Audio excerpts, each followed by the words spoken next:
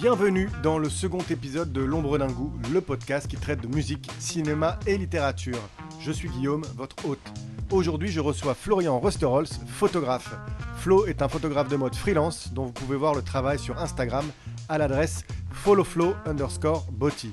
FOLLOWFLO_BEAUTY.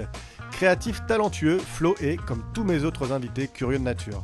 Notre discussion couvre beaucoup de sujets et j'espère que vous aurez autant de plaisir à l'écouter que j'ai eu à l'enregistrer. Enjoy!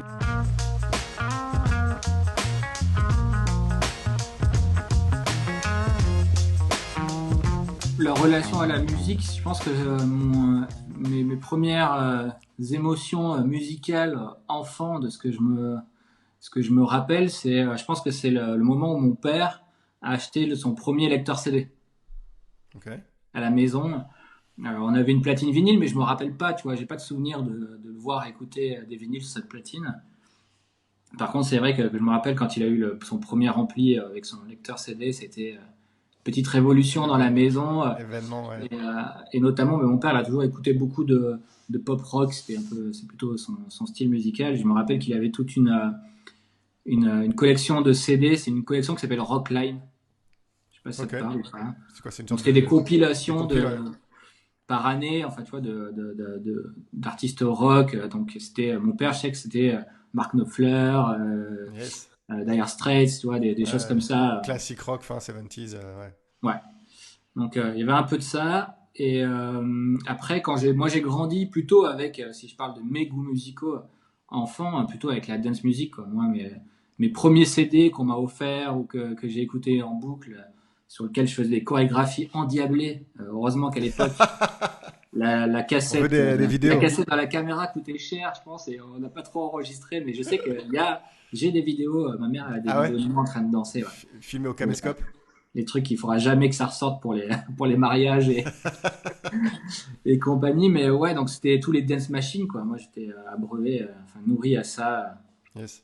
Donc de Corona comment il s'appelle, il y a tellement enfin bref, quoi, toutes ces musiques là, le reel to reel, I like to move it, reel to reel, ouais.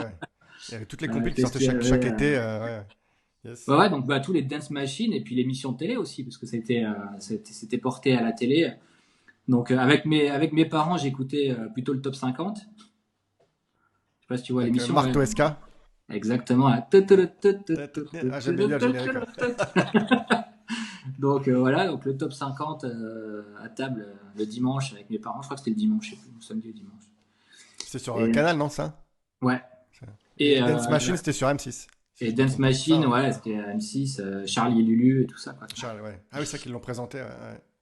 Mais ouais, donc c'était principalement ça. Après, j'écoutais un peu des vinyles parce que mon père avait gardé quelques-uns de ses vinyles à la maison à l'époque, mais c'était soit c'était les chansons de Dorothée en 45 tours. Ça aussi, j'ai même. Je dois confesser que j'ai été à des concerts d'elle quand j'étais petit.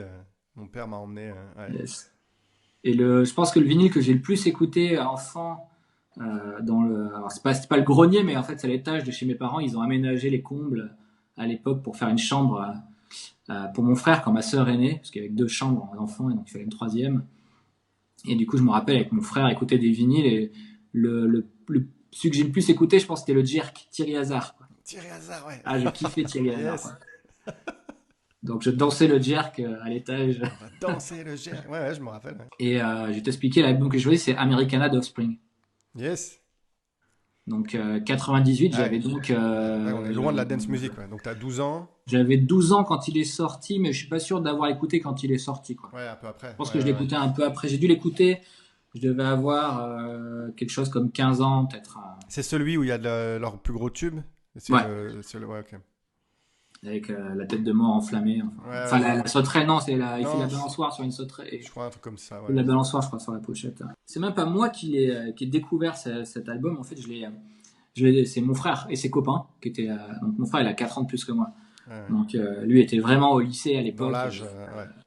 Première ou terminale, je sais pas combien, à peu près, quoi. Et je me souviens que voilà, avec ses potes, ils rentraient à la maison et qu'ils avaient mis ça sur la fameuse platine CD à fond. Et j'étais là, ouais, c'est quoi cette musique de ouf, quoi.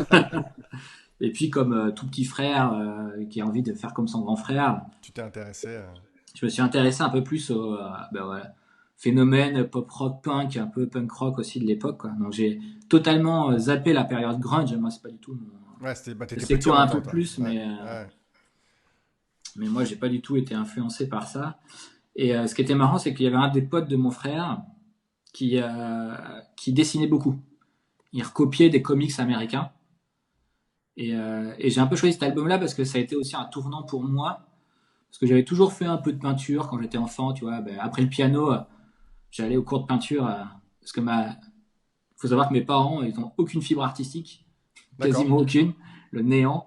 Mais par contre, du côté de ma grand-mère, elle, c'était les artistes, quoi. Que ce soit son père, elle, ils ont tous peint, ils ont fait de la D'accord. musique. Ça a sauté une génération pour aller à vous deux. Exactement. Mon frère non plus, hein, tu vois, elle est pas du tout. Non, ma sœur un petit peu plus, quoi, mais c'est pas, on va dire, c'est pas encore ça, quoi. Et, euh, et du coup, ouais, c'était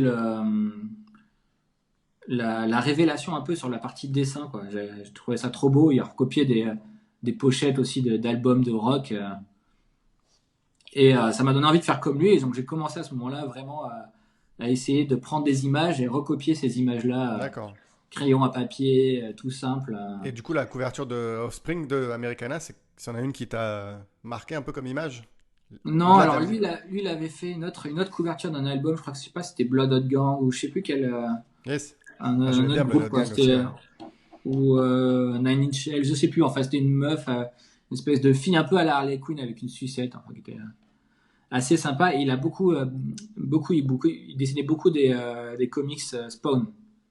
Yes, ok, ouais. Et Très du coup, dark. j'ai acheté des Spawn et j'ai fait comme lui, quoi. J'ai commencé à découvrir Yes. aussi cet univers un peu de comics et dessiner à partir de comics, ça m'a beaucoup intéressé. Et pour revenir un peu à la musique, Americana, ouais, je pense que c'est un des albums que j'ai le plus écouté en boucle. J'étais Yes. plutôt, moi, je suis plutôt quelqu'un qui écoute des singles, tu vois. Je suis pas Oui, trop. t'es pas Ouais, je culture de trouve que l'album trop. toujours dans les albums, il y a beaucoup de chansons qui m'intéressent moins et des titres uniques. Mais c'est vrai que celui-là, toutes les musiques, Bah là, je regardais la tracklist, il y avait j'ai kiffé. ouais, il y a Pretty Fly for a White Guy, Why Don't You Get a Job, Voilà Voilà. Ouais, il y avait plusieurs gros tubes sur cet album-là, quoi. Ouais. Ouais, c'était un énorme album. Et même les clips étaient sympas et tout ça, quoi. Donc, Ouais, ouais, assez fou, assez loufoque. Et il est sorti en juillet 98, ouais. Donc toi, t'avais 12 ans. Ouais, ouais c'est ça, c'est des... on était champion du monde de foot. ouais, c'est vrai, ça. Ouais, c'est sorti un Euh, peu après, en novembre 98, ouais, ok, pardon. D'accord. Ah oui, ils ont commencé à travailler dessus en juillet 98, ouais. Ok. ouais. Et c'est bien les Californiens. Yes. Yes, donc voilà, c'était le début de l'écoute du rock. Et ça, Alors ça après, t'a, ça t'a ouvert sur d'autres albums de punk rock? T'as eu d'autres groupes qui t'ont un peu... Ou c'est ouais, bah après, ça m'a ouvert sur toute une période de punk rock, en fait. rock, Rock, quoi, ouais. punk rock. Euh, qu'est-ce que j'ai pu écouter après à la fois des choses un peu plus dark, type Marilyn Manson, même si Ouais, je pense la ouais, plupart des métalleux, c'est pas forcément ouais, mais à cette époque-là, il était... rock un peu gothique. c'était le nom numéro un, ce mec, hein, pendant une période. Après, beaucoup de punk rock commercial quand même, hein, dans tout ce qui était Sum 41, Blink 182. Il y avait les autres, là, comment ils s'appellent? Peut-être c'est un peu plus tôt, mais Green Day, t'as écouté Green Day Ouais, un un peu peu aussi? Green Ouais. Day, pas trop Green Day, mais un peu quand même. Toutes les punk rockets, c'est-à-dire Avril Lavigne, Yes. Ouais, non, mais... la copie d'Avril Lavigne française qui s'appelait Emma Domas, je sais pas si tu te rappelles de ça. Emma... Ah, c'est pas une blonde. Ouais, Ouais, c'était une blonde, elle avait fait la elle a Star pas fait la... Academy. Ouais, voilà, ouais, elle a fait la télé-réalité. Ouais, Bon, ouais, elle a si, fait si. un ou deux titres rock, après c'est Ok. parti. Ce- ce- Mais qu'est-ce qu'il y a eu? Un peu de Damien 16 aussi, avec le fameux. T'as jamais eu une période où t'avais envie de travailler avec des musiciens, ou t'as jamais... Toi, est-ce que c'est quelque chose auquel t'as pensé? Est-ce que c'est de mélanger un peu les deux, Alors, musique, photographie? la photographie, c'est quand même venu, on va dire, assez sur le tard quand même. C'était pas du Ouais. tout Quand t'étais l'époque. À enfant, c'était l'époque. pas encore... Ouais. Non, en fait, mais oui, après, pour répondre à la question, oui, j'ai fait des photos de DJ, beaucoup de DJ, Hmm. et quelques rock aussi, des lives, Yes. des Et t'as artistes de jamais rock. fait de couverture d'album ou de... Non, ou ouais, j'ai t'as pas couvert des cherché. lives ou des... Enfin, si, il y a des photos qui ont servi de couverture d'album quand même. Yes, ok. Mais j'ai pas cherché vraiment à aller plus loin dans ce milieu-là. On partait souvent dans la maison de mon grand-père qui est en Espagne. sa maison où il a grandi. Et on y allait quasiment tous les étés. Je me rappelle la route en voiture là-bas avec cette musique. On forçait mes parents à mettre un peu d'Offspring. Forcément, il y a le look qui est venu avec. Ouais, bien sûr. Ouais, Donc on a commencé à mettre du Viveldop pour ouais. avoir des pics dans les cheveux, customiser le sac à dos avec Identité des visuelle, ouais. Avec ouais, du marqueur customiser là le où je sais pas quoi. marqueur, Ouais, ouais, ouais. le baggy, parce qu'il y a aussi l'époque, à cette époque-là, le hip-hop, tout ce qui était NTM, etc., qui lançaient leur marque, Mm. Comet et Comate. compagnie, Ouais. ouais. Donc l'achat des premiers baggy, et c'est aussi le moment où je me suis mis au BMX aussi, parce que Yes. j'ai commencé le BMX et donc ça allait tout ça, c'était toute la culture. Allait bien avec quoi, les Vans, les grosses chaussures Vans, les Odyssey, le Comet en baggy, les petits bracelets avec les pics. Je faisais des bracelets en chaîne de vélo. Enfin, Ah ouais. Tu customisais ton apparence. exactement quoi. Et le sac à dos qui tombait en bas des fesses Mais au c'est marrant, c'est lycée un quoi. truc Fallait le que. porter le plus bas possible, alors que maintenant il faut le porter le plus haut possible. Tu vois, Ouais, ça a changé. ça a changé. Ce qui n'a pas trop changé, qu'on voit encore un peu dans Paris, dans les rues, c'est les gamins avec les marqueurs sur leur sac. C'est une pratique qui est. Ouais. Tu vois encore un peu, c'est marrant. Ça fait. Ça a Oui, bah, perduré à travers les âges. c'est marrant parce que tu vois, on a regardé une émission et puis on en parlait aussi pour un autre sujet, mais comme on disait, c'était l'affirmation de soi, quoi. C'est Ouais, bien ce sûr, qu'on ouais, a vu ouais. par rapport au tatouage, mais qui est valable aussi là. C'est-à-dire que sur ton sac au lycée, ben, on savait qui t'étais, quoi. Tu vois, Voilà. t'avais tout, Quel groupe t'écoute, ouais, ouais. avec suivant le type de sac que t'avais, les logos que Mm. t'avais, les patchs que t'avais collés dessus, bah, t'avais toute ton identité, quoi. De toute façon, c'est ça l'adolescence, hein. Tu cherches une tribu parce que tu sais pas encore exactement toi-même qui t'es ou tu te découvres. Yes. Et du coup, au lycée, j'écoutais aussi beaucoup Limp Bizkit. Yes. Là, je pense Ouais. aussi que j'ai rincé quelques albums de Limp Bizkit. Avec Ouais, Fred c'est des West. groupes qui ont. Bah, c'est des groupes qui sont moins, qui sont un peu, ils sont pas tombés dans l'oubli, c'est pas vrai, mais il y a 20 ans, on oublie l'impact, je pense qu'ils ont eu. C'était des groupes énormes, quoi. Hmm. C'est le carton, Ben, c'était Sum vraiment. 41, bon, ils n'existent plus, je crois pas aujourd'hui, hein, ou Blink. Ouais, mais Mais c'était des ils groupes vont. qui cartonnaient, quoi. Ouais, Ouais. ouais, c'est vrai.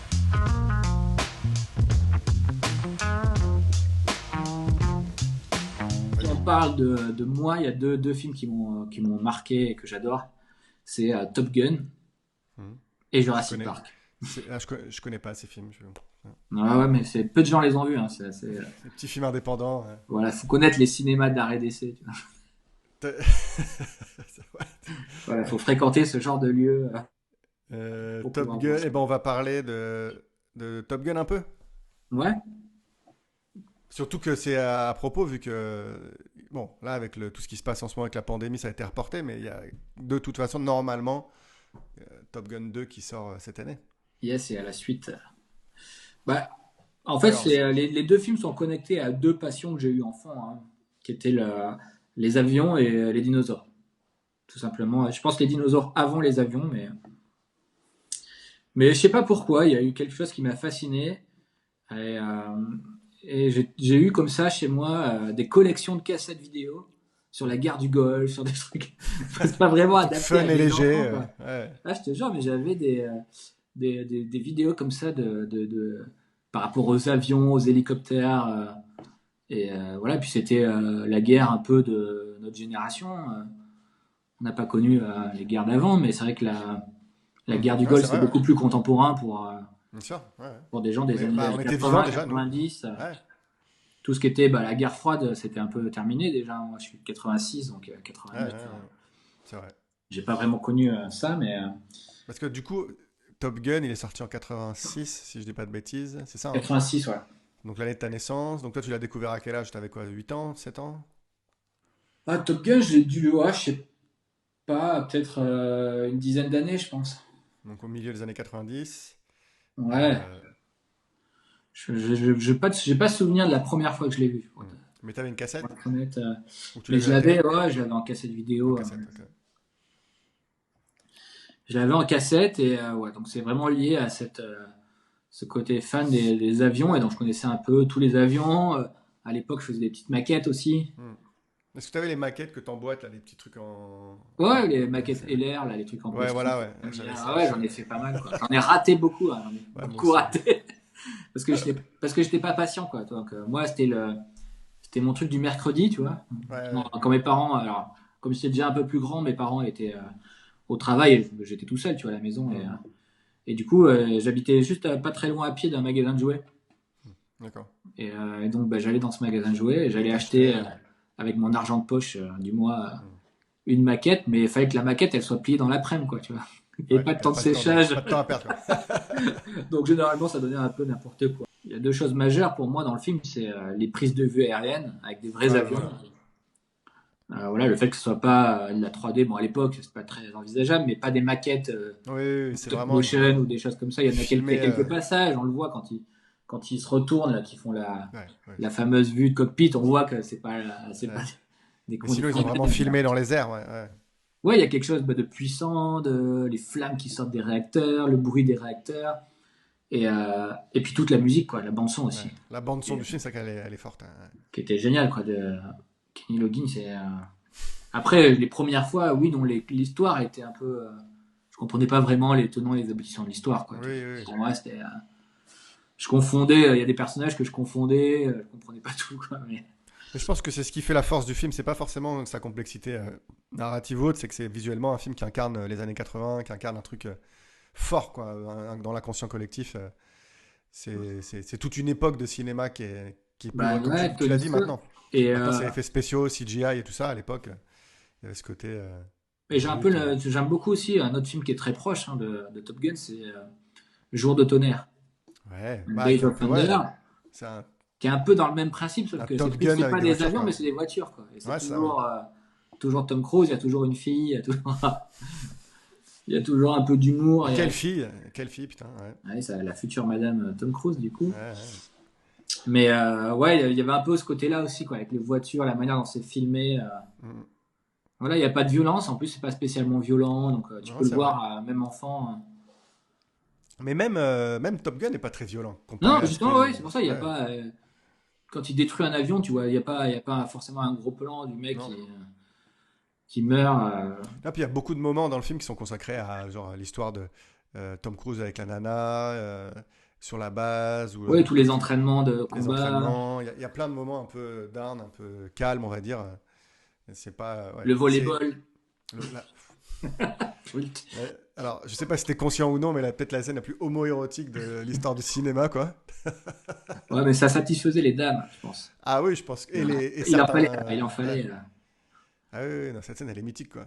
Mais tu sais même pas. C'est un peu. T'as pas vraiment l'impression d'avoir besoin d'une parodie, quoi. C'est une scène qui est Bah, il extraordinaire. fallait les montrer torse nu, toute cette testostérone, Testostérone. Ouais, non, c'est trop marrant, quoi. du côté voilà, américain avec le coucher de soleil, le sable, la Ouais. mer, Ouais, il y a tout, ouais. la C'est, moto, tout était mélangé. c'est vrai, et puis il y a des plans, c'est vrai que visuellement c'est fort, même les plans au début sur le porte-avions. Parce que moi j'aimais beaucoup les porte-avions quand j'étais petit, je me rappelle que ça c'est Ouais, des bah univers que je trouvais intéressants. Ouais. c'est un truc où pas grand monde peut aller, toi. C'est un espace un Mm. peu secret, un porte-avions, c'est comme un sous-marin. Un civil n'a pas de raison d'être d'aller sur un porte-avions, si ce n'est dans les musées. Donc il y a quelque chose de fascinant dans ces gros bateaux géants. Je me rappelle même que on avait un jouet à la maison que mes parents avaient acheté pour mon frère, qui était le porte-avions G.I. Joe, quoi. C'était un Ouais, jouet qui ouais, faisait 2 mètres presque de long. énorme. Ouais. Ouais. Donc ouais, Tom Cruise. Bon, après, comme tout le monde, on est un peu sceptique sur le 2, quoi. C'était quand on met place si haut Ouais, dans ouais. l'estime d'un fan pour le premier film, Bah, quand tu on se vois ce dit qu'il qu'est-ce a que fait ça peut devenir, quoi. quand tu vois ce qu'il a fait ces dernières années avec Mission Impossible, je pense que visuellement on sera pas déçu. À mon Hmm. avis, on sait que ça va être comme tu disais, hein, ça va être du vrai vol dans les airs. Il y aura pas de faits Bah oui, spéciaux oui, avec. après ils ont repris un peu la même recette d'éviter à tout prix de faire de la 3D et de faire des vraies scènes de combat. C'est ça. Après, on sait que Tom Cruise, il pilote dans la vie, quoi. Ouais, bien sûr. Je crois qu'il a un P-40, enfin il a un vrai avion de Mm, mm. la Seconde Guerre mondiale. Il pilote des hélicoptères dans Mission Impossible, ça je savais pas au début, mais Ouais, c'est lui c'est lui ouais, qui pilote. qui pilote vraiment les hélicos, qui a appris à faire des cascades en hélicoptère juste pour une scène, quoi. Donc Donc c'est c'est pour ça que je suis là-dessus, je suis pas inquiet à mon un avis, grand on va en malade. prendre. Ouais. Mais c'est pour ça, je pense qu'on va en prendre plein la gueule. Après, c'est Ouais. l'histoire, oui, elle était déjà pas ouf l'histoire de base dans le 1. Je pense que là ils vont trouver un petit truc un peu simple. C'est quand même quoi? C'est 40 ans après, pratiquement. Donc, Ouais, et puis je surtout, sais pas comment. Est-ce qu'il y aura une histoire romantique ou pas? à l'époque, il y avait aussi quand même, c'est la guerre dans le film, c'est la guerre froide, quoi. Il y avait quand même le côté communiste Ouais. qui était assez encore marqué dans les films des années 80 les Je États-Unis, sais pas quoi. quel va être le conflit là. Ouais, c'est vrai. C'est vrai que là, aujourd'hui, il n'y en a plus vraiment un conflit, il y a pas une identité, quoi. Et on sait, aujourd'hui, le terrorisme, c'est des rebelles avec des kalachnikovs. Ils n'ont pas des avions de chasse, ils n'ont pas de Mm. force importante, quoi. Donc, Mais dans la bande, parce qu'il y a un teaser qui est sorti, c'est ça? hum, Et il n'y a aucune suggestion d'histoire. je C'est crois, vraiment. moi, il me semble pas trop, hein, tu vois. Ouais. Enfin, tu vois Il différents vole au avions, sol tu là, vois je sais pas des quoi, scènes. ça. Ouais. Mais tu sais pas trop contre qui se bat. Est-ce que ça va être encore un énième groupe terroriste qui a piqué un missile nucléaire? Il faut le À détruire. mon avis, on est dans un truc là. On verra. Ça sera la Mais je pense que surprise. leur focus, ça va plus être en foutre plein la gueule au niveau vol dans les airs et cascade. Et leur préoccupation, elle est pas au niveau de l'histoire, je pense. Ça va être un peu comme le 1, Mm. quoi. Parce que c'est ce qui a fait le succès du 1 aussi, c'est le charisme de Tom Cruise et les shots aériens, quoi. Ouais, ouais. Donc Et voilà, c'était ce film-là que je peux voir et revoir, mais voilà, je trouve qu'il. alors, c'est quoi ta relation ouais, au fil des années avec ce film? Tu le revois une fois par an, tous les 2 ans, tous les Ah ouais, ouais, six au moins une mois, fois tous par les an. jours? En fait, bah déjà, il y a pas longtemps, j'avais fait toute une série, j'avais regardé toute une série de films de l'année 86, du coup, de voir tous les films qui étaient sortis à l'époque. Et puis c'est une année hyper prolifique en termes de films. Il y a que des grands classiques qui sont sortis cette année-là, quoi. C'est assez fou. Mais oui, oui, je pense que je peux le revoir. C'est toujours aussi bien filmé. Enfin, c'est ça, quoi. C'est que toutes les scènes sur le porte-avions, Hmm. les appontages, les décollages, Ouais. les scènes de vol des avions, elles sont toutes hyper bien faites, quoi. Il y a pas...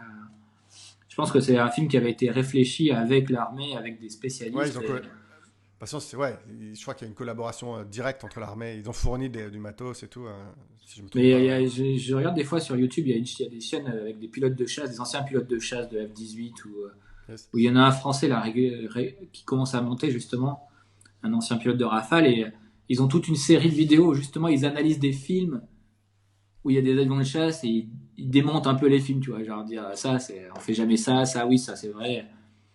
Et donc c'est intéressant de voir le point de vue de vrais pilotes. Bon voilà, il y a des Sur trucs qui vont le. dire jamais tu sors les aérofreins ou ça se passerait pas comme ça.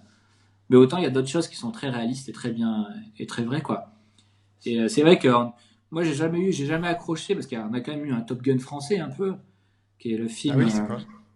avec Benoît Magimel et Clovis Cornillac. Alors déjà c'est pas forcément des acteurs qui ont le charisme de Tom Cruise, quoi, mais c'est Qui a le charisme de Tom Cruise, de toute façon? ça s'appelle Les Chevaliers du Fiel, tu sais, c'est ici, c'est Ah oui, oui, tiré oui. d'une bande dessinée C'est une bande dessinée au départ, ouais, c'est ça, ouais, ouais, ouais. et Tu l'as vu ça? qui est plutôt assez réaliste, qui là aussi est filmé pour beaucoup avec des images réelles Yes. d'avions et avec des choses qui, de l'avis des spécialistes, sont très vraies, enfin dans la manière dont ils ont à se comporter en vol Mhm. il y a quand même des choses assez intéressantes. Mais bon, je sais pas, ça n'a pas la saveur de. Ouais. Il n'y a pas une bande son mémorable, il n'y a pas, je sais pas, il y a pas le Bah, je grain, pense que quoi. c'est ça. C'est plus C'est qu'il y a le récent, il n'y côté. a pas l'espèce de grain. C'est exactement ça. Je pense que la force de Top Gun, bon, il y a tout ce qu'on a dit, mais c'est aussi qu'il y a un espèce de côté cheesy, bubblegum pop complètement assumé dans ce film, quoi. Complètement Hmm. années 80.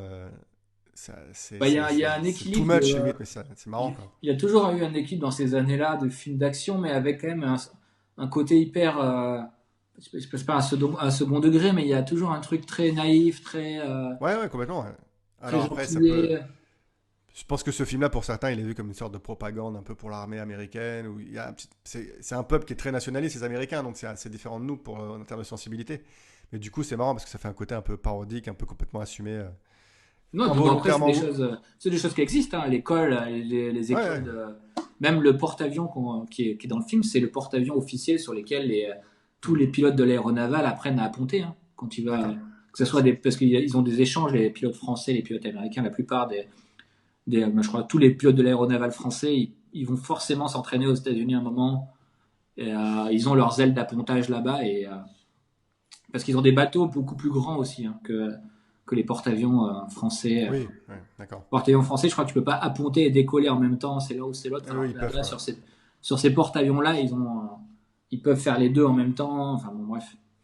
D'accord. Et puis, comme dans l'émission, généralement, ils collaborent. Hein, c'est tous des flottants et compagnie, c'est des forces de frappe internationales. Mhm. Donc, ils apprennent chacun comment ils travaillent tous. Top. Mais ouais, donc ça, c'est les vrais éléments qui existent. Mais oui, non, je pense que dans les films français, on est toujours un peu trop sérieux. Il y a toujours un côté, je sais pas, on n'arrive pas, soit ça paraît ridicule, soit ça. C'est, Ouais, on a difficile. une, on est bon dans d'autres domaines, quoi. Puis Oui, non, après. En plus, on a une grande histoire de cinéma en France, mais Oui, c'est bien sûr sûr. que en termes de blockbuster, on n'a jamais eu cette Non, c'est pas capacité. faire, quoi. On Non, n'arrive pas, ou rarement, quoi. Il y a eu un peu Luc Besson qui arrivait, mais bon, après, c'est toujours des films un peu. Il est arrivé sur certains, il s'est planté sur bah, le d'autres. cinquième élément, bah, c'est un film qui vieillit pas trop mal et puis qui est très apprécié par les Américains. C'est rare que les Mais c'est un Américains film, apprécient mais les. bon, quand tu vois les critiques, c'est quand même. Moi, je l'aime bien, hein, j'ai rien contre le cinquième élément, mais il est quand même hyper controversé. Oui, oui, Il y a oui, des gens qui mais le détestent, hein, c'est c'est vrai. assez. Bah, de toute façon, Luc Besson, de manière générale, c'est un mec qui polarise. Il y a des gens qui aiment bien, des gens qui aiment pas du tout. C'est pas. Mais ouais. Donc cool. En tout cas, Top Gun, quoi. Pour toi, c'est avec Jurassic Park 1, deux films importants, quoi. Ouais, voilà, après bon, Jurassic Park, c'est vraiment, quand j'étais enfant, j'ai eu une période dinosaure assez Ouais. prononcée. J'ai eu tous les livres de dinosaures, avec les lunettes 3D pour les voir en 3D, avec les rouges et bleus, là. Et du Et- coup, comme enfin, vas-y, tu voulais rajouter quelque chose? Non, non, voilà, donc c'est. Puis, bah, Jurassic Park, c'est 94. Ouais, je crois que c'est ça, ouais. Et 13, alors, 14. je l'avais vu, enfin, je l'avais vu. J'avais été au cinéma, en fait, c'est marrant, parce que ça correspond à la naissance de ma sœur, et je me rappellerai. Cette période, on avait des amis qui étaient venus. Donc, la marraine, ce qu'elle allait être la marraine de ma sœur, qui était venue. Chez nous, tu vois, pour s'occuper d'ailleurs de nous pendant que ma mère était à l'hôpital et mon père aussi pour l'accouchement. Et je me rappelle qu'on avait été voir du coup Jurassic Park tous au cinéma. Ok. Yes. Et alors moi je l'ai vu comme ça, tu vois, à peu près. T'as eu peur? Ouais. Ouais, bah 94, j'avais quoi? J'avais 8 ans. Ouais, il y a des scènes effrayantes, hein, bien sûr. Donc j'étais assez impressionné, même si je crois qu'à l'époque j'aimais déjà les dinosaures, mais bon, c'était assez impressionnant de les Bah, voir c'est à 10 ans, réaliste, quoi. c'est violent. Ouais, non, c'est bien Je sûr. les aimais dans mon imagination, tu vois, mais Les pas vélociraptors, ils forcément. sont terrifiants, hein. C'est des bêtes. Voilà, je m'imaginais pas proie de dinosaures, quoi, comme dans le film. Hmm. Ce qui était marrant, c'est qu'il y avait mon frère et la fille donc de la marraine de ma sœur qui sont à peu près du même âge, quoi. Donc un peu plus grand que moi, qui avait déjà du coup 12-13 ans, quoi, qui était ado. Donc eux, ils avaient vu plus que moi le film, techniquement dans le cinéma. Et ils avaient pas pu dormir la nuit. Ils en ont fait des cauchemars. Ouais. Alors que moi, j'étais rentré, je m'étais couché, tu vois, direct, quoi. Je dormais bien. Et à un moment donné, je m'étais réveillé parce que j'entendais du bruit dans ma chambre. Et je me réveillais, et en fait, je m'étais aperçu qu'il y avait mon frère et donc cette fille-là qui faisait des puzzles à genre à 3h du mat, quoi, tu vois, 4h du mat, parce Parce qu'il qu'ils n'arrivait pas n'arrivaient à pas. dormir, quoi. Il était encore tellement impressionné Bah, à c'est ça. l'époque. Donc le premier contact, j'ai pas vu grand-chose après, mais bon, c'est un film que j'ai vu et revu et que j'ai apprécié Yes. après dans le temps, quoi. Et comme les autres, voilà, pour les autres raisons, pour le côté animatronics et 3D plutôt bien fait pour l'époque, qui fait que c'est un film qui vieillit un peu, mais pas tant que Ouais, ça. ouais, ouais. Et puis, je trouve que enfin, à la différence de Top Gun, où je trouve qu'au niveau histoire et personnage, ça pêche un peu, il y a un bon équilibre. Je trouve que dans Jurassic Park 1, c'est bien écrit en plus. C'est que les Hmm. personnages sont attachants, l'histoire elle est intéressante, et en plus, tu as tous les effets spéciaux qui sont révolutionnaires pour l'époque, et visuellement, c'est bluffant. Donc, Il c'est y a un bon tout ça. package. Je pense que c'est un film qui. C'est pas un classique du cinéma pour rien, quoi. C'est qu'il y a Hmm. vraiment une espèce de côté cinéma total sur tous les aspects qui est bien réussi, quoi. Bon, après, j'ai toujours été un peu déçu quand un peu plus grand, j'ai compris que scientifiquement, il était impossible de recréer des dinosaures. Bon, ça, Ouais, ça.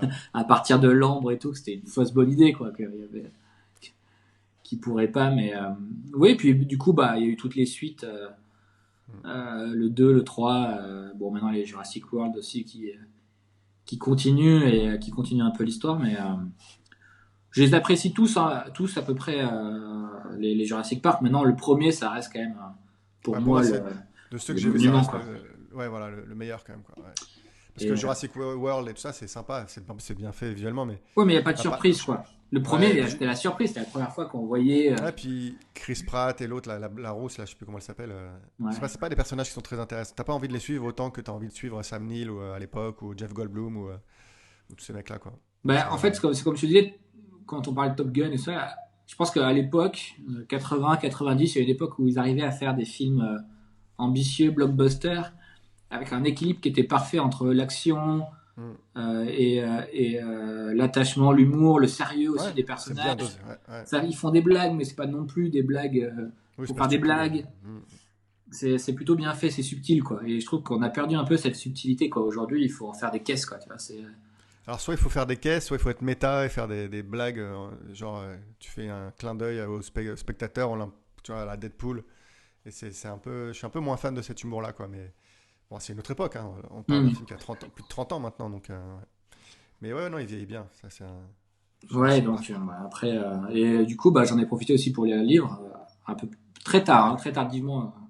Au début, j'étais pas trop, ça m'intéressait pas tellement de connaître, parce que je pense peut-être j'avais l'idée que le livre allait être pareil que le film, quoi, Ouais. et que j'allais rien apprendre. Et en fait, ils sont quand même assez différents, quoi. Que ce Et soit le premier ou donc le Jurassic Park ou Le Monde Perdu, il y a quand même vraiment des choses intéressantes dans les livres que tu retrouves pas dans les films et qui ça change pas l'expérience, mais ça agrandit l'expérience. ça enrichit un peu, ouais. Ça donne du contexte. Ouais. Moi, j'avais lu le premier, ouais, j'avais beaucoup aimé, ouais, c'est vrai. Et bah, du coup, ça me donne l'occasion, parce qu'on approche de la fin du podcast. Je dois juste prendre quelques minutes rapidement pour parler de livres. Ouais.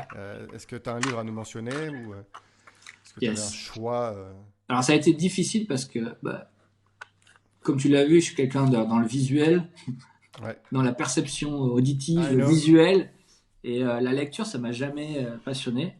Mhm. J'ai toujours fait un peu contraint, souvent avec des bonnes surprises à la fin. C'est-à-dire que voilà, la lecture, ça peut être comme tout un peu les enfants de l'époque, j'ai lu les Harry Potter, tu vois, mais au début, j'avais pas vraiment envie de les lire, quoi. C'est parce que c'est mes parents qui m'ont dit, tiens, lis ça, quoi. Ouais. Tout le monde aime bien, tu vas aimer, quoi. Et effectivement, j'ai adoré, et puis j'ai lu quasiment tous les livres après. Mais ouais, j'ai jamais eu un rapport Fort à la lecture. très fort à la lecture. Et Donc, tu as même choisi encore, Playboy. Okay. même encore aujourd'hui, tu vois, des fois, c'est parce que j'essaie d'écouter ma mère, tu vois. C'est ma mère qui me dit, quand il y a 1 an ou 2 ans, on est partis ensemble en vacances, ce qui n'était pas arrivé depuis presque le lycée, quoi. Et t'es là, non, mais tu déconnectes et on prend des livres et tu lis des livres, quoi, tu vois. Yes. Et du coup, c'est un des livres que j'ai lu pendant ces vacances-là que je voulais te proposer. Alors, j'ai lu à ce moment-là Le Monde Perdu, mais je ne vais pas forcément en parler puisqu'on a déjà parlé un peu du film. Et l'autre, c'est un livre. Alors, je pense pas que tu connais, il n'y a pas forcément grand monde. C'est pas un best-seller immense.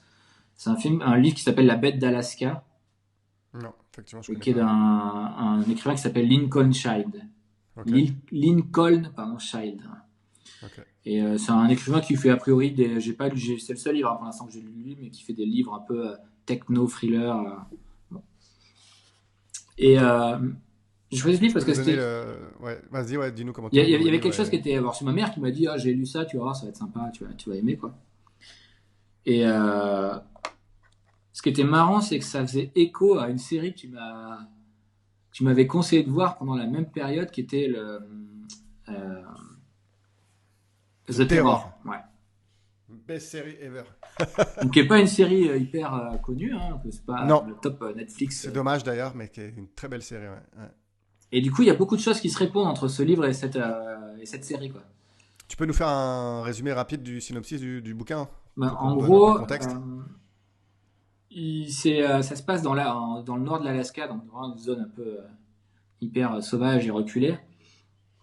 Et en gros, c'est une espèce de station, ça se passe dans une station scientifique où ils étudient les effets du réchauffement climatique. Donc c'est quand même assez contemporain dans le traitement de ce qu'on a aujourd'hui. Donc ils étudient la fonte des glaciers, etc. Et ils tombent de par la fonte d'un glacier sur une bête préhistorique qui est emprisonnée. Donc c'est une espèce de gros tigre à dents de sabre. Je sais pas si tu vois un peu à quoi ça ressemble. Ouais, un peu comme dans le dessin animé L'Âge de glace. Hein. Ou L'Âge de glace, ouais, ok. Donc un peu démesuré, plutôt une espèce qu'ils ne connaissaient pas jusqu'à présent, qui est très grande. Et enfin, et donc ils sont dans cette espèce de station militaire reconvertie en station scientifique. Et il y a des responsables, je sais plus très bien, mais enfin qui décident en fait de sortir la bestiole, quoi, de découper la glace et de le sortir. Et pour financer un peu ces opérations, ils vendent un peu un concept à une chaîne de télé, qui est Ok. d'attendre. En fait, ils vont filmer la décongélation de la bête pour pouvoir Oula. l'étudier, quoi. Et tout va bien se passer, fin de l'histoire. Exactement. Et de là, il y a quand même une communauté inuite des alentours qui essaie de mettre en garde sur l'esprit de la montagne et qu'il va se passer quelque chose de mal et que c'est dangereux. Enfin Mhm. bref, Ouais, ouais. il y a ce côté un peu voilà esprit Ok. inuit. Et bien entendu, on peut mettre la bête dans un espèce de conteneur réfrigéré qui contrôle la température pour que la décongélation tombe pile poil en même temps que le live à la télé. Enfin, il y a tout un système. Et sauf que bah, forcément, à un moment donné, le jour J, bah, il n'y a plus de bêtes dans le conteneur. Oh putain. Ok. Donc au début, ils J'imagine pensent à un qu'après, vol et puis bon, ils vont s'apercevoir que qu'elle s'est barrée, quoi. c'est pas forcément un vol et puis ça va tourner comme je te disais un peu à la John Carpenter avec la plupart des pauvres scientifiques et des gens de la télé qui vont se faire massacrer de manière horrible. C'est bien écrit, du coup, en termes de suspense, de... Ouais, ouais, bon C'est après assez tendu, c'est quand même c'est... un peu roman de guerre, Page Turner, donc tu tournes les pages assez facilement, hein. Mais ouais, ouais, c'est bien écrit et puis il y a ce côté un peu angoissant, huis clos dans la station, un peu à la Aliens aussi. Ça Ouais, ressemble aussi beaucoup à Alien dans le côté ouais, on ne Alien, sait The jamais où Thing, est la bête, Carpenter, ouais, ouais. ils se divisent et puis il y en a un qui finit par mourir, trouve le cadavre. Et tu sais jamais vraiment quelle est l'origine un peu de ça. Tu sais pas si est-ce que c'est vraiment la bête, est-ce que c'est encore Ah, plus mystique que ça, parce que bon, il y a ok. tout le côté un peu mythologie inuite qui rentre en jeu, Qui est quoi. présent dans l'histoire, quoi, Mm. vraiment, quoi. Ouais, ouais, yes. Et Ok, donc, en ça, la bête ressemble un peu à celle qu'il y a dans The Terror, là. ouais. Ouais, Qui ça, bah, est ce que tu aussi décris liée là, c'est avec la beaucoup de culture parallèles avec The inuite. Terror, ouais. Ouais, tout à fait, bah ouais, complètement, ouais. Donc voilà, c'était Ok. très marrant d'avoir le livre c'est presque, on a presque pu croire que c'était la même personne qui avait écrit les deux. Et donc ça s'appelle La Bête d'Alaska, c'est La ça? bête d'Alaska, ouais. Par Lincoln Scheid. Exactement. Top. Ah bah ouais, cool, bah, même pour moi, je vais le noter parce que, bah, encore une fois, voilà, The Terror, c'est une des meilleures séries que j'ai vues, la saison 1. Je conseille vivement, et là, le sujet dont tu parles, ça me donne envie aussi. Il y a Mm. beaucoup Donc ceux qui connaissent pas, bah, The de Terror, connexions entre les deux. c'est un peu la Mm. même chose, c'est une expédition. Je sais pas quelle époque c'est quoi? C'est Alors, je veux pas 18, dire de 19e conneries, mais peut-être. 19e ou 18e siècle même, je crois, un truc comme ça, ouais. Donc on est encore dans l'exploration et ils cherchent un Un passage passage vers... de l'Atlantique vers le Pacifique par le nord des États-Unis, quoi. c'est basé sur des faits réels au départ, quoi, et après, et forcément, après, ça part en sucette. Et effectivement, ouais, le bateau va se retrouver coincé dans la glace et l'équipage Ouais, va aussi mourir de manière un peu ça prend place entre atroce. 1845 et 1848. Ouais, Ouais, c'est ça. ok. Ouais, donc top, ok. Donc la bête d'Alaska. Donc on est sur quelque chose de très éclectique quand même. On a Americana de Offspring, on a Tom Cruise et on a une bête tueuse dans l'Alaska. C'est ça. Et t'as une mention honorable sur un autre bouquin, une bande dessinée, un comic, un truc qui t'a... Euh, alors, le bande dessinée, je t'avoue que depuis Tintin et l'enfant, j'ai pas trop. Et les Spawn, non, on va dire les dernières bandes dessinées que j'ai vraiment lues, c'était les Spawn, donc les comics américains, Spawn, Tomb Raider, des choses comme ça que j'aimais Yes. bien. J'ai jamais été non plus fan, hein, c'était Oui, vraiment oui, mais t'as plus bien pour fait. le visuel, quoi. Les dessins de Todd McFarlane, et, c'était vraiment, ça m'avait Yes. inspiré à l'époque. Mais non, après en livre, après je lis je suis plutôt à lire des livres scientifiques ou des livres de Ce que j'allais dire, t'es biographie. assez curieux scientifiquement, ouais, tu lis des articles. Ouais, donc j'ai lu plutôt des livres sur l'astronomie. J'aime beaucoup Hmm. l'astronomie. Il y avait un livre, j'essaie de le retrouver, qui était assez intéressant, que j'ai lu aussi il n'y a pas très longtemps, sur un peu l'origine des mathématiques. Ok. Alors je sais que ma mère avait essayé de me faire lire le théorème du perroquet, qui est un peu là-dessus aussi, mais c'est pas ce Mhm. film, c'est pas ce livre-là qui est un gros best-seller. C'était un autre livre, je dois l'avoir quelque part, je sais pas si je le retrouverai. Moi j'ai un problème, c'est que On l'inclura dans le montage yes. si je le Ouais, retrouve, mais c'était intéressant sur comment la naissance des maths. Tu vois, Ok. donc comment les premiers bergers ont compté leurs troupeaux en faisant des marques sur des vases, enfin sur des et c'était jusqu'à voilà la naissance de la trigonométrie, comment on a calculé la hauteur des pyramides avec le théorème Moi, j'ai un problème avec avec Thalès, Pythagore, etc. Et c'était j'ai assez intéressant quoi. j'ai un tellement gros blocage avec les mathématiques, même dès que j'entends le mot mathématiques, mon cerveau il se bloque, tu sais, il se ferme. Bah tu vois, c'est un Toujours peu c'est un peu comme le piano, tu vois. C'est un truc que j'ai su apprécier dans le temps. dans le temps. Ouais. C'est-à-dire que j'étais très mauvais en maths enfant. Pourtant, j'ai fait des études scientifiques, hein, mais j'avais un mauvais rapport. J'étais beaucoup plus intéressé par la physique que par les maths, tu vois. Et je pense que ça reste quand même aujourd'hui plutôt comme ça, Encore, quoi. Plus la physique ouais, que les ouais. maths. Mais plus ça va, plus je trouve ça intéressant, quoi. Yes. Top. On approche vraiment de la fin. Je voudrais juste quand même prendre quelques instants pour te poser un petit lightning round de questions rapides, si tu le veux bien. Mhm. Euh, Dans quel univers cinématographique irais-tu vivre définitivement si tu avais le choix? Un univers cinématographique. Pour passer le reste de tes jours.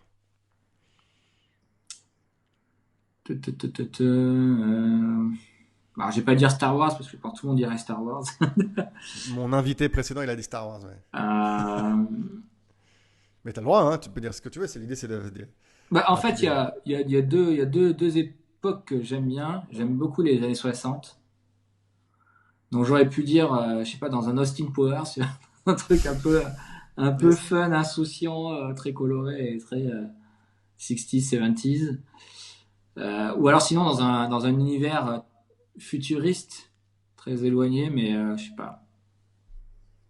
Donc Austin Powers ou potentiellement Star Wars, quoi. Ou un truc dans le genre, quoi. Ouais, je sais pas si c'est pas tellement Star Wars, je sais pas, je pourrais pas te dire. Moi, un Je univers que je veux trouve quelque chose, fascinant, ouais, peut-être c'est quelque genre chose de plus Blade concret, Runner, quoi, tu vois.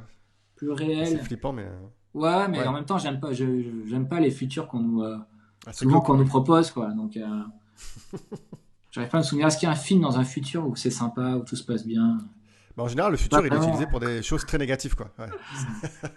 Pas vraiment, quoi. Tu vois, Ou alors la... le futur de McFly, quoi, tu vois, ouais. de, Bon, il de est glauque retour. aussi, hein. Il est génial, j'adore le film, mais putain, il est. Enfin, ça dépend le Ouais, futur dont tu parles. Si c'est celui de où dans Biff le est devenu 2. le boss, ouais, Non, dans le non, 2, pas c'est dur. dans. Ouais, pas vraiment. On ferait abstraction de Biff, quoi. Un film pourri que tu aimes quand même et que tu assumes. Ah ah. Un petit plaisir coupable. Est-ce que ça peut être une parodie ou pas? Parce que parodie, c'est fait Ouais, ouais, pour bah, être un plaisir coupable, quoi. que tu veux. C'est. Moi, dans les films plaisir coupable que j'adore, c'est Hot Shot, quoi. Justement, avec Yes. les parodies de Top Gun et de Rambo. Ouais, ouais. C'est bête à Très souhait, bien. mais ça me fait rire, quoi. Ouais, ça me va. Ça me va. Hot Shot. Je recommande à nos auditeurs les plus jeunes qui les ont pas vus, Hot Shot 1 et 2, faut regarder. Ouais, ouais, bah C'est après, vraiment. ça revient un peu à tous les univers de Y a-t-il un flic pour sauver la reine, enfin, tous ces univers-là Ouais, c'est très drôle. complètement loufoques, bêta, mais j'adore, quoi. Euh, bon, t'as déjà un peu répondu, mais livre de fiction ou non fiction? En deux mots. De toute façon, je crois. Ah, c'est ex aequo, quoi. Hmm. C'est ex aequo parce que, comme je te dis, je peux lire. Ça m'intéresse tous Ouais. les thrillers ou les Harry Potter, j'ai toujours aimé, quoi. Mais t'aimes bien Mais j'aime les. beaucoup Ouais. aussi les biographies de gens Hmm. ou les livres scientifiques qui sont pas vraiment. Enfin, c'est la fiction dans le sens où où ça va parler de voyage dans le temps, de la faisabilité de certaines choses, mais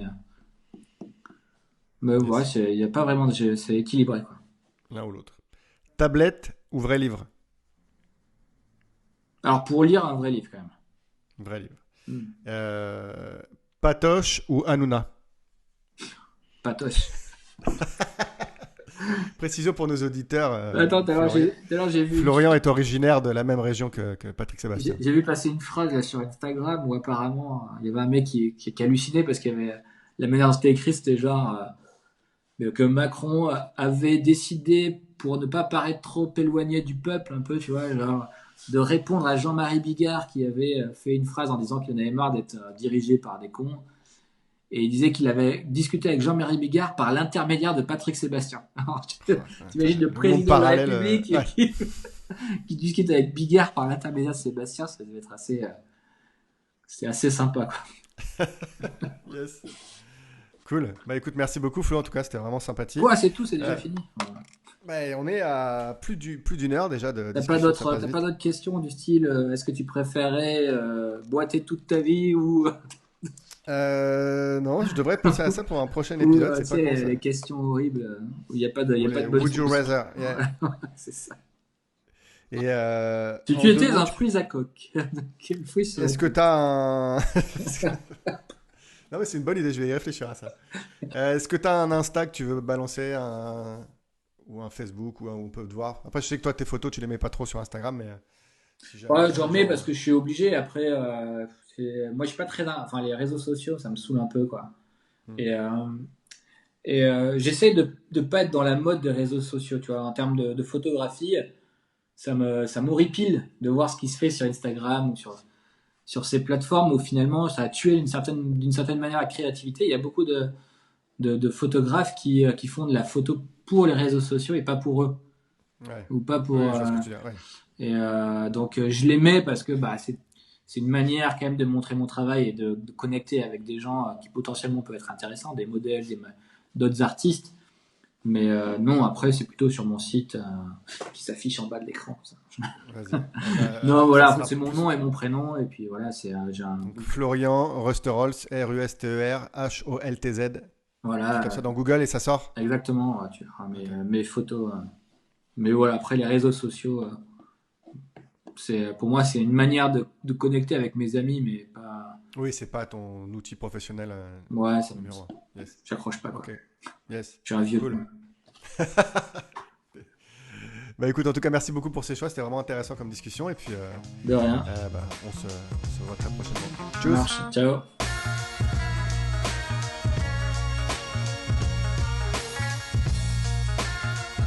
C'est ainsi que se conclut le second épisode de L'ombre d'un goût. J'espère que vous avez apprécié ma discussion avec Florian autant que moi. Vous pouvez admirer son travail sur Instagram à followflow_beauty. FOLOWFLO_beauty en anglais. Je vous conseille vivement de regarder The Terror saison 1, la série que l'on a mentionnée quand on parlait de la bête d'Alaska. Magistrale, vraiment, vous pouvez trouver ça en streaming sur internet assez facilement. Vous pouvez trouver L'ombre d'un goût sur Instagram, SoundCloud, YouTube et Apple Podcast. Tapez L'ombre d'un goût dans la recherche. Abonnez-vous, commentez, likez, répandez la bonne parole. Pour finir, Florian a gentiment accepté de lire la première page de La bête d'Alaska. Le piano que vous allez entendre en arrière-plan est aussi joué par Flo. C'est vraiment un couteau suisse artistique. Enjoy!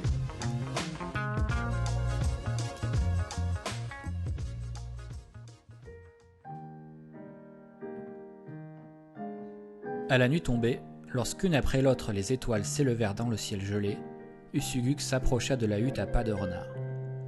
La matinée avait connu une nouvelle chute de neige et l'ancien du village contempla le paysage de désolation arctique qui se déroulait en un horizon infini de glace. Ça et là, des nervures de permafrost sombre saillaient de la couverture neigeuse, tels des ossements de créatures préhistoriques. Le vent prenait de la vitesse, des cristaux de glace cinglaient ses joues et ballottaient la capuche en fourrure de sa parka. Autour de lui, une poignée d'iglous se dressait dans la pénombre comme des tombes. Ussuguk, accablé par un sentiment d'effroi et par les battements effrénés de son cœur, ne prêta attention à rien de tout cela.